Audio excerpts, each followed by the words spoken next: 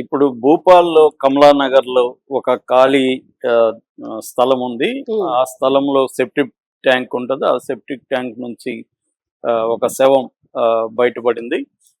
So, దాని నుంచి పోలీసులు ఎంక్వైరీ మొదలుపెట్టారు. ఆ శవం ఎవరిది ఏంటనేది. దీని నుంచి ఒక ఆహ్, భయంకరమైన కథ బయటకొచ్చింది. హ్మ్. సో, అంటే ఈ మధ్య కాలంలో చాలామంది అమాయకంగా ఇన్‌స్టాగ్రాములు అంటే యూత్ అయితే ఇన్‌స్టాగ్రామ్‌లు. హ్మ్. 30 లోపలైతే ఇన్‌స్టాగ్రామ్ వాడతారు. దాని తర్వాతైతే ఫేస్‌బుక్కు మిగతావి వాడతారు. ప్రధానంగా యూత్ అంతా గూడా ఇన్‌స్టాగ్రామ్ ఈ మధ్య కాలంలో ఎక్కువ వాడుతున్నారు. దాంట్లోనే కనెక్షన్స్ ఏర్పడుతున్నాయి. ఈ కనెక్షన్స్ అనేవి ఆహ్, చాలా సార్లు బాగుండొచ్చు కానీ, చాలా సార్లు వైలెంట్‌గా మారిపోయి హత్యలకు, ఆత్మహత్యలకు దారితీస్తున్నాయి. హ్మ్. ఇలాంటిది ఇదొక విచిత్రమైన సంఘటన అని చెప్పొచ్చు. ఆహ్, ఈమె పేరు అస్రఫీ బాయ్. ఓకే. ఈమెను అందరూ గూడా షియా అని గూడా పిలుస్తారు. షియా. షియా. ఈమెది యాక్చువల్‌గా మహారాష్ట్ర గోండియా జిల్లా. ఈమెకి ఆల్రెడీ 3 పెళ్లిళ్ళయిపోయి విడాకులు గూడా అయిపోయినాయి.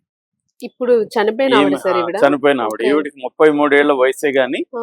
33 ఏళ్లలో 3 పెళ్లిళ్ళు పెటాకులయిపోయినాయి. హ్మ్. మళ్ళీ ఈమె ఖాళీగా ఇంట్లో కూర్చుంది. హ్మ్. దాంతో ఈమె మళ్ళీ కనెక్షన్ కోసం ఆహ్, వెయిట్ చేస్తుంది. దీంట్లో వెతకడం వెయిట్ చేయట్లేదు. ట్రై వెతుకుతుంది. చేస్తుంది. ట్రై చేస్తుంది. సో, ఇన్‌స్టాగ్రామ్‌లో ట్రై చేస్తుంది యాక్టివ్‌గా. ఆ! ఎవరున్నారు? ఏంటి? అంటే ముస్లిం ఉండాలి, తనకి సూట్ అవ్వాలి, ఇవన్నీ ట్రై చేస్తుంది.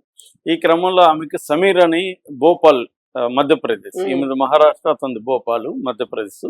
సో, అతను తగిలాడు. అతనికి 35 ఏళ్ళు. అతనికి పెళ్ళయ్యి 2 పిల్లలు ఉన్నారు. ఓకే. సో, అతను ఇన్‌స్టాగ్రామ్‌లో ఉన్నాడు. అతనికి ఈమెకి మధ్య కనెక్షన్ ఫార్మ్ అయింది. హ్మ్. ఇద్దరు బాధలు చెప్పుకుంటూ అలాగలాగా మాట్లాడుకుంటూ లేట్ నైట్ చాటింగ్ అనేది హ్మ్. మొదలైంది. చేసుకుంటున్నారు.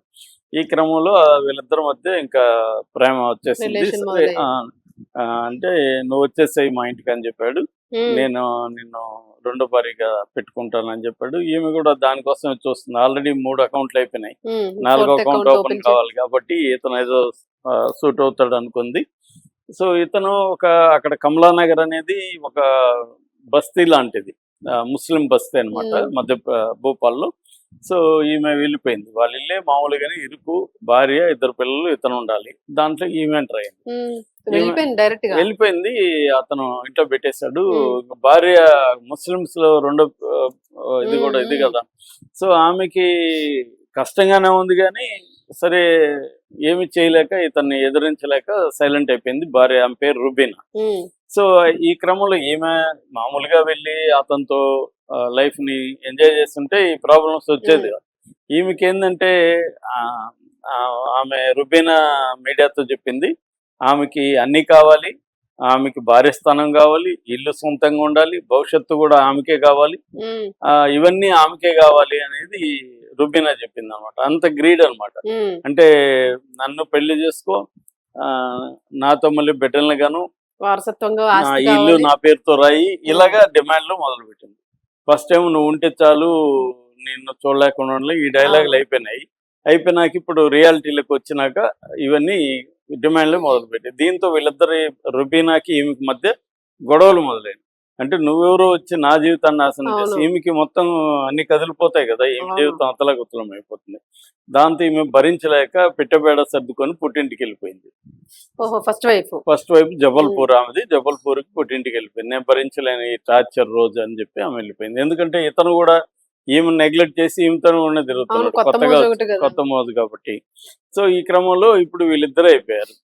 అక్కడన్నా ఈమె అప్పుడన్నా అర్థం చేసుకొని, ఇప్పుడన్నా మనం ప్రశాంతంగా ఉందాం లేకుండా డిమాండ్‌లు మొదలుపెట్టింది. హుహు. ఆమెకు డైవోర్స్ ఇవ్వు, నన్ను అఫీషియల్‌గా పెళ్లి అబ్బబ్బా! చేసుకో. సరిపోయింది. లేకపోతే నేను అల్లరి చేస్తాను.